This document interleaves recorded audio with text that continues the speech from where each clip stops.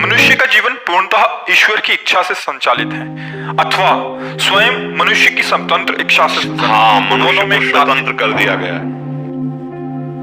जैसे पशु पक्षी आदि जितनी भी योनियां हैं, ये सब दो कर्मों से संचालित हैं, शुभ और अशुभ। उसके परिणाम स्वरूप जैसे एक कुत्ता है, खाने को भी नहीं मिलता, दरवाजे जाता है, डंडा लगता है।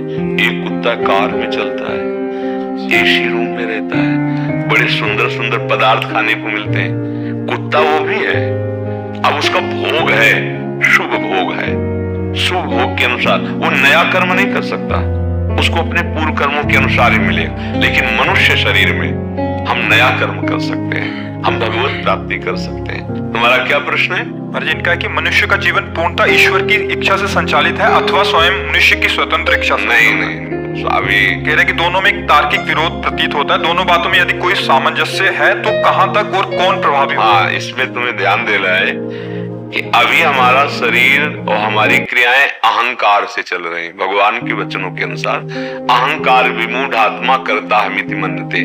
जब तक मेरे अंदर कर्ता भोक्ता भाव है तब तक अहंकार के द्वारा हमारा संचालन हो रहा है। और जिस दिन कर्ता भोक्ता भाव मिट गया तो ज्ञानी देखता है गुणानुगुण वर्तन्ते मनुष्या पार्थ सर्वसा। गुणों में बरत रहे, मैं करता नहीं हूं। और भक्त भगवान को जीवन समर्पित करके देखता है कि भगवान के द्वारा मैं संचलित हो रहा हूं। जो भगवान के द्वारा संचलित होगा उसके जीवन में कभी पापाचरण नहीं होगा, शास्त्र विरुद्ध आचरण नहीं होंगे। हम अपनी वासनाओं का खेल खेलते हैं अहंकार पूर्वक, और हम कह देते अगर भगवान की इच्छा ना होती तो ऐसा कैसे होता, तो फिर उसका दंड होता है। देखो ना, फिर हमको जेल मिलती है, फिर हमको नरक मिलता है। तो गलती हुई ना हमसे, पापाचरण हुआ ना। बोले भगवान ने बनाया है क्यों? जैसे प्रश्न है, भगवान ने इस माया को बनाया है क्यों? तो एक बार भजन करो, इस प्रश्न का उत्तर भजन से मिलेगा, बातों से नहीं। जब भजन करके देखोगे तो सही बात, तुम जहां हो ना वहीं भगवान विराजमान है। कैसे विराजमान है? जैसे सामने दर्पण रखा हो तो दर्पण में दो दिखाई दे रहे ना, बीच से दर्पण हटा लो तो कौन बचा? एक बचा ना। ऐसे ही ये द्वैत दिखाई दे रहा है, जीव और भगवान। बहुत सूक्ष्म विषय से कैसे जीव ही भगवान को जाना। देखो गोस्वामी जी सरल भाषा में कह रहे, सोई जाने जिह देव जलाई और जानत तुम्हें हो जाई। कह रहे वो आप हो जाता है। बात को समझिए, अब वो जीव नहीं रहता, बोले साक्षात भगवत जानत तुम्हें हो जाए। और ज्ञान में जैसे कहते हैं ब्रह्मविद ब्रह्मविभूत, जो ब्रह्म को जान लेता है वो साक्षात ब्रह्ममय हो जाता है। तो क्या ये नई उपज हुई वो ब्रह्म बना? नहीं, बोले तो ब्रह्म था, ब्रह्म है, ब्रह्म रहेगा, पर वो अपने स्वरूप को भूलकर माया में लग गया। तो अभी हम स्वरूप को भूले हुए हैं, देहाभिमान से हो रहा है। अगर हम ये माने कि भगवान के द्वारा हो रहा है तो फिर पाप कर्म, ये जो अंदर से वासनाएं उठ रही, ये जो भगवद आश्रित हृदय होता है उसमें पाप नहीं होता। भगवान का शासन तब माना जाएगा आपके हृदय पर जब काम क्रोध मद मान न मोहा, लोभ न क्षोभ राग नहीं द्रोहा, जिनके कपट दम्भ नहीं माया, तिनके हृदय बस हो जाओ। वहां भगवान का शासन चल रहा है। आप कोई पाप, अभी यंत्रारूढ़ानि मम माया, भगवान कह रहे ना, जैसे बिजली के यंत्र में वो बना हुआ कठपुतली आदि नाच रहे हैं, तो उनमें नाचने की सामर्थ्य कहां से आ रही? बिजली से। ऐसे ही मम माया भगवान बोले कि त्रिगुणमयी माया के द्वारा अंदर रजोगुण आया तो भोग इच्छा हुई, तमोगुण आया क्रोध हिंसा निद्रा आलस प्रमाद आया, सतोगुण आया थोड़ा भक्ति, थोड़ा मंदिर चले गए। ये सब गुणों की प्रेरणा से हो रहा है। और भगवान कहते हैं, आज ही चर्चा हुई थी, त्रैगुण्य विषया वेदा निस्त्रैगुण्य भवा अर्जुन। हे अर्जुन, तुम वेदातीत अर्थात असंसारी बनकर त्रिगुणातीत बन जा। जब त्रिगुणातीत हो जाओगे तब तुम देख पाओगे अब भगवान ही भगवान का शासन है। भगवान के शासन में, हृदय में जिसमें भगवान, वहां पाप नहीं होता, वहां वासना नहीं होती। देखो ना, वर्णन कर रहे ना, काम क्रोध मद मान न मोहा, लोभ न क्षोभ राग नहीं द्रोहा, जिनके कपट दम्भ नहीं माया, तिनके हृदय बसो रघु। अब वहां हृदय में भगवान बैठकर जैसे अर्जुन के रथ का पूरा संचालन कर रहे हैं, ऐसे भगवान उस हृदय का संचालन करने लगते हैं जो भगवान भगवान की शरण में होकर भगवान का आश्रय, आत्मसमर्पण, फिर भगवान संभाल लेते हैं। अभी भला आत्मसमर्पण है, अभी तो मैंने ये किया, मैं ये करूंगा, मैं ऐसा कर सकता हूं, मैंने ये भोगा, मैं ये भोगूंगा, मैं ऐसा भोग सकता हूं। तो जानते हो, उसी को भगवान करे अहंकार विमूढ़ आत्मा करता हमिति मन्यते। अभी अहंकार से चल रहा है कार्यक्रम, तभी शुभ और अशुभ कर्म बन रहे हैं, तभी बार बार हमारा जन्म मरण हो रहा है। ये संस्कृति का मूल चक्र है अहंकार। जैसे ट्रैक्टर में पीछे टाली फंसाने वाला होता है ना, ऐसे ही सच्चिदानंद का जो स्वरूप है, हमारा आत्म स्वरूप, वो फंसा अहंकार करके देह भाव में। अभी बड़ा सूक्ष्म विषय है, बिना भजन के समझ में नहीं आएगा। पर हम अगर सतमार्ग में चलना चाहते हैं तो पहले जैसे इनको बताया, पहले हम आचरणों पर नजर कर ले। सबसे पहली बात, हमारे द्वारा धर्म विरुद्ध आचरण नहीं होने चाहिए। आप देखो कि आपको पता नहीं कि पाप आचरण है जो भी, क्या आप उनको रोक पा रहे हैं? क्या आप उनको गंदी बात मानकर, गलती मानकर आप हृदय में जल रहे हैं? नहीं, आप बहते चले जा रहे हैं। कैसे ईश्वर का शासन?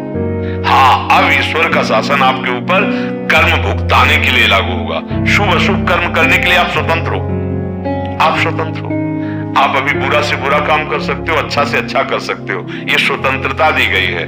पर हम लोग गलती कर लेते हैं, हम इस स्वतंत्रता का दुरुपयोग कर दिए। तो देखो, चिंता, शोक, भय, नाना प्रकार के दुख भोग रहे हैं। अगर हम इस स्वतंत्रता को अच्छे कर्म में लगाकर, भागवतिक कर्म में लगाकर जीवन मुक्त कर ले तो परमानंद में मगन हो जाए। ये छूट दी है भगवान ने, आप कुछ भी कर सकते हो। आप पापाचरण करोगे तो अंदर से आपको पूरी सलाह पक्की मिलेगी।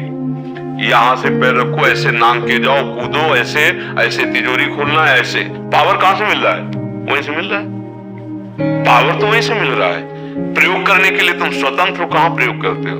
एक छुरी का प्रयोग करता है रोग निवारण के लिए डॉक्टर, और एक छुरी का चोर प्रयोग करता है दूसरे की हत्या करने के लिए। प्रयोग कहां करते हो, कैसा करते हो? इसमें तुम स्वतंत्र मानव देह, केवल पशु पक्षी नहीं स्वतंत्र है। अगर वो किसी को मार भी रहा है तो प्रारब्ध के अनुसार प्रेरित होकर वैसे मार रहा है। तो अभी अगर हम कह देंगे कि आप भगवान के द्वारा शासित, भगवान के द्वारा प्रेरित, तो फिर आप पापाचरण को भगवान के ऊपर लाद देंगे। नहीं, पाप नहीं हो सकता। भगवान स्वयं बोले, त्रिविधम नरकस्येदम द्वारम नाशन मात्मना कामः क्रोधा तथा लोभा तस्मादेत्रयम् त्यजेत। गोस्वामी जी सरल भाषा में इसकी व्याख्या कर रहे हैं, तुलसीदास जी। काम क्रोध मद लोभ सब नाथ नरक के पंथ, ये नरक के रास्ते। भगवान के तस्मादेत्रयम् त्यजेत, इनको त्याग दो। अगर भगवान ही प्रेरित करते कि आप ये करो तो त्यागने की बात क्यों कहते? भगवान कह रहे नरक का मार्ग है, त्याग दो। अब आप कहां त्याग रहे हैं? आप कामनाओं में बढ़ते चले जा रहे हैं, पापाचरण करते चले जा रहे हैं, और फिर आप कहते हैं भगवान की सत्ता के बिना पत्ता नहीं हिलता। ये भगवान पा, तो भगवान ने व्यवस्था भी की, पुलिस की व्यवस्था की है, कानून की, और नरक की व्यवस्था की है, और उसके दंड भोगने की व्यवस्था की है। नाना प्रकार की ऐसी घटनाएं घटेगी जीवन में कि तुम दुख ही दुख भोगोगे। फिर कहोगे भगवान कोई है ही नहीं। अगर सारे कर्म भगवान को समर्पित करके जो पापाचरण जानते हो वो ना करो और भगवान का स्मरण करो, तो देखो तुम्हारा जीवन सुख की तरफ बढ़ने लगा, तुम्हारा जीवन मुक्तता की तरफ बढ़ने लगा। तो भगवान का तभी हम मानेंगे जब आपका हृदय भगवान को आत्मसमर्पण कर चुका है और भगवान की आज्ञा के अनुसार चल रहे हो। नहीं तो अभी माया जो त्रिगुण है वो अहंकार से प्रेरित होकर के कर्म हो रहे, और पुनरपि जननम पुनरपि मरणम पुनरपि जननी जठरे शयनम, ये बार बार भोगना पड़ेगा तुम्हारी बुद्धि के निर्णय से नहीं। तस्मात् शास्त्रम प्रमाणम ते। अगर ठीक से चलोगे तो बात समझ में आ जाएगी। किसका प्रश्न था? आप बात समझ रहे?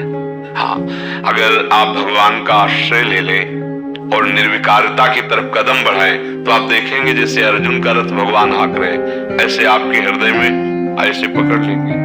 जैसे अपने लोगों ने देखा, बचपन से चले ना इस मार्ग में, तो देखा कि मुझे कदम कदम पर भगवान बचा रहे हैं, कदम कदम पर मुझे सही रास्ता दिखा रहे हैं। इधर से नहीं, इधर से चलो, कदम कदम पे। ऐसा नहीं अनुभव हुआ कि मैं बच के निकला, नहीं, मुझे कदम कदम पे लगा कि अरे हम तो डूब जाते ये तो भगवान ने बचा दिया। मतलब शरीर को बचाना, साधना को, जैसा भगवान कह रहे योगक्षेमम भाम्यम, वो देखा है जीवन में। स्वयं भगवान पूरी जीवन की बागडोर उसकी जो आत्मसमर्पण करता है। भगवान अभी अपने लोग अहंकार को आत्मसमर्पण किए हैं। माया हमारे ऊपर प्रभाव डालकर जैसा चाहती वैसा करवा रही, तो हम माया मुक्त होने के लिए भगवान का आश्रय लेकर भगवान का नाम जप करते हुए भगवान की आज्ञा के अनुसार चले। सबसे बड़ी सेवा पूजा है भगवान की आज्ञा का पालन करना। जो नहीं करना है वो मत करो, जो करने के लिए कह रहे वही करो, तो मानव जीवन सार्थक। अब कौन जान रहा है, कौन शास्त्र स्वाध्याय कर रहा है? ये तो हमें बड़ा अच्छा लगता है जब नए बच्चे ऐसे बोलते हैं मैं ज्ञान मार्ग में या भक्ति मार्ग में चलने, तो हृदय में कुछ शीतलता होती कि अभी कुछ है, अभी कुछ है जहां हमारी बात सुनी जा सकती है।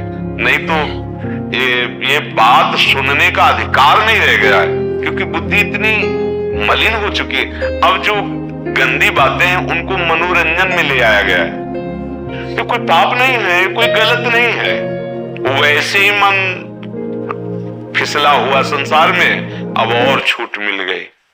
अब वो वासनाओं में इतना बहता चला जा रहा है कि उसको पता ही नहीं चल रहा कि मैं कौन हूं, मैं कहां जा रहा हूं, मेरी गति क्या हो रही है। आप जरा विचार करके अध्यात्म से देखिए, मैं कौन हूं, मेरा मार्ग क्या है, मैं कर क्या रहा हूं, आया क्या हूं करने के लिए? कुछ नहीं, पूरा जीवन वासनाओं के खेल में व्यतीत और लगा हाथ कुछ नहीं। जब यहां से गया तो कुछ हाथ नहीं लगा। इसीलिए बड़े भाग्यशाली हो जो अभी आपको सत्संग की बात सुहा रही है। आप चाहते हो कि मैं कैसे भगवत मार्ग में आगे बढ़ूं, ये तो मतलब अतिशय कृपा राम की हुई, पांव दे हमारा सोई। नहीं तो ऐसा तांडव माया का छाया हुआ है ना, बड़ा विचित्र खेल हो रहा है, बड़ा विचित्र। तभी हम कहते हैं कि अभी जैसे कुछ महापुरुष जन हैं, आगे समय ऐसा आएगा कि बड़ा मुश्किल हो जाएगा। सतमार्ग किसे कहते हैं? नहीं, जब तक खुद अनुभव नहीं तो फिर सतमार्ग का कैसे हमें दर्शन कोई करा सकता है, कैसे चला सकता है? अब जो बड़े बड़े महापुरुष थे अंतर ध्यान हो गए। अब नया जमाना साधना का जो चला वो मोबाइल से चला है। अब कैसे अंतर्मुखता बढ़े? जो 18 घंटे बैठे हुए शांत मन से परमात्मा चिंतन में लगे, 18 मिनट अंदर प्रवेश करने की जगह नहीं रह गई। वो कुंड से बज रहा है, किसका मैसेज, किसकी बात, क्या बात। आज का समय चल गया ना, और मन वैसे बदमाश है, इसको छूट मिल जाए ना, जरा सी छूट, तो ये वही कार्य कराता है जिससे आप फंस जाए, जिससे आप दुखी हो जाए, जिससे आप माया में आसक्त हो जाए। बड़ा कठिन है। इसलिए अभी समय है, अभी तो 5000 के ऊपर कुछ वर्ष हुए कलयुग के, 4,32,000 वर्ष का है। अगर ये दौड़ने लगा फिर ये हमारी बुद्धि काम नहीं कर पाएगी कि भजन करना है, भगवत प्राप्ति करना है। अभी कितने लोग हैं जो भजन और भगवत प्राप्ति की तरफ, हम लोग अगर संत महात्माओं के पास पहुंच गए तो यही सोचते हैं हमारा काम बन जाए। नहीं, कोई समस्या का समाधान या किसी कामना की पूर्ति, मतलब इसी जेल में रहने की बात हम मांग रहे हैं, माया जेल में मुक्त होने की बात ही नहीं सोच रहे। तभी लगता है कि क्या मतलब साधु संग का फल यही है? यहां तो कहा गया है कि बड़े भाग पाई सत्संगा विनय प्रयास होई भव भंगा। संसार समुद्र से पार होना, दुखों से निवृत्त होना साधु संग। और हम साधु संग का फल समझते हैं कोई आशीर्वाद, कोई ऐसा दे कि हमें कोई दुख ना हो, हम खूब सुखी हो जाए। कभी भी ये माया तुम्हें सुखी नहीं कर सकती हो, तुम माया से सुखी होना चाहते हो। आप देख लो आंख उठा के, चाहे जो कोई हो, अशांति है, एक भय है, एक चिंता है। इस बार ये हम बने, अब अगली बार अगर ये हट गई कुर्सी, फिर वो जलन है, वो एक अशांति है, एक चिंता है। अच्छा, अब कितने दिन फिर शरीर धोखा देता चला जा रहा है, अब मरना पड़ेगा। अब अशांति अब कैसे दूर हो? इसीलिए बहुत हम सुलझा के बात कह रहे हैं कि आपके जीवन का परम लक्ष्य है कि आप दुखों से निवृत्त हो जाएं। बस यही मानव देह का फल है। अगर नहीं निपटे तो फिर 83,99,999 यूनिया जो है वो हमें मुक्त नहीं कर पाएंगे। मुक्त मानव देह की साधना से हो सकता है। आपका जीवन जितना बचा है राधा राधा कहिए, गंदे आचरण त्यागिए, जितना बन सके दूसरों की सेवा कीजिए और भगवान के आश्रित रहिए। इसी से सब ज्ञान विज्ञान प्रकट हो जाएगा।